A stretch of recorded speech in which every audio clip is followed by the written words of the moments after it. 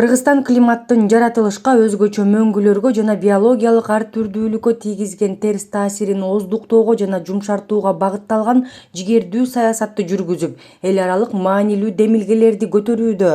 Бул тууралуу президент Садыр Жапаров Астана шаарындагы Азия өз ара аракеттенүү жана ишеним чаралары боюнча кеңешмеге мүчө мамлекеттердин 6-саммитинде билдирди. Мамлекет башчысы белгилегендей, коопсуздук саясатынын дагы бир жаңы багыты — бул жер бетиндеги терс климаттык өзгөрүүлөргө каршы туруу жана аларга ыңгайлашуу.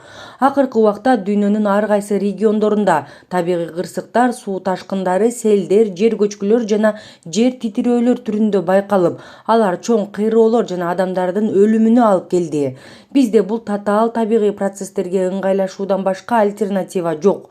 Ушуга байланыштуу биз биринчи кезекте Азиядагы өз ара аракеттенүү жана ишеним чаралары боюнча кеңешмеге мүчө мамлекеттердин президент жана өкмөт башчыларына, ошондой эле биздин досторубузга Бириккен Улуттар Уюмунун башкы ассамблеясы тарабынан 2022-жылы тоолорду туруктуу өнүктүрүүнүн эл аралык жылы деп жарыялоо боюнча демилгебизди колдогондугу үчүн терең ыраазычылык билдиребиз, деди Садыр Жапаров.